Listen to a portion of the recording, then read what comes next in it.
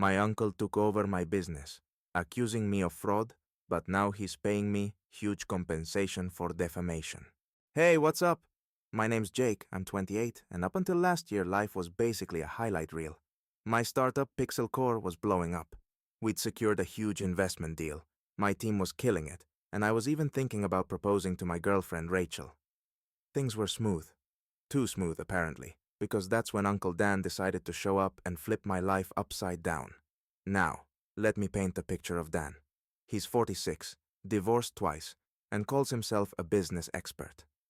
His credentials? Running a hardware store into bankruptcy and giving me tips like, real CEOs wake up at 4 a.m. Yeah, thanks, Dan. He's that guy who shows up to family barbecues uninvited, parks himself by the grill, and lectures everyone about the grind, while sipping a beer he didn't bring. Classic. So, when he called me, I knew it wasn't out of genuine interest. Jakey, big shot CEO now, huh? Must be nice, he said, his voice oozing with fake enthusiasm. I knew he was setting me up for something, and sure enough, he didn't disappoint.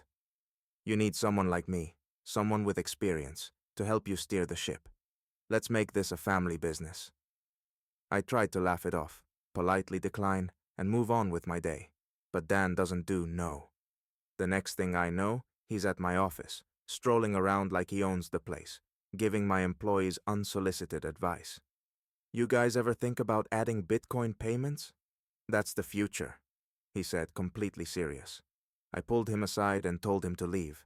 That's when he dropped the bomb. Dan whipped out a folder and smirked. I know what you've been doing, Jake. Fraud. Skimming money from your own company. I've got the evidence, and if you don't cut me in, I'll take this public. I froze. The documents were fake, obviously, but they were good enough to cause damage if he leaked them. By the end of the week, he filed a lawsuit. Investors pulled out, clients vanished, reporters hounded me. My life? Officially a dumpster fire. And Dan? He was standing there, grinning, like he'd just won the lottery. The days after Dan dropped his fake fraud bomb on me were like living in a bad soap opera. Except I was the guy everyone loved to hate.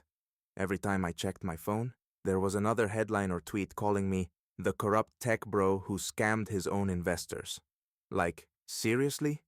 I couldn't even step outside without catching someone's side-eye, as if I'd stolen their lunch money in grade school. Even grabbing a coffee felt like running a gauntlet of judgmental stares. And then came the real gut punch. My team started jumping ship. My lead developer, Mike, a guy I'd known since college and trusted like a brother, walked into my office with a resignation letter. He couldn't even look me in the eye. Sorry, Jake. This mess. It's too much. Great. First my reputation, now my people. Dan was basically peeling my life apart like a sad little onion. Of course, Dan was out there loving every second of it. He even landed himself an interview with some local magazine, painting himself as the concerned uncle who just had to step in and save the world from greedy little me. I hated to do it, he claimed, probably while trying not to smirk. But integrity matters. Integrity? This guy once tried to sell knockoff iPhones at a flea market. The hypocrisy was enough to make me gag. So, yeah, I decided to fight back.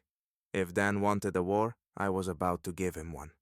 I started digging into his past, and boy did I hit gold.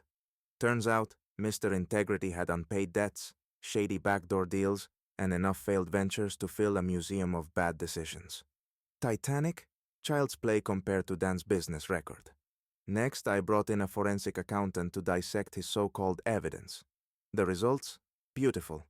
Timestamps that didn't line up, fake emails, and a forged signature that looked like it was done by a kid with a broken crayon.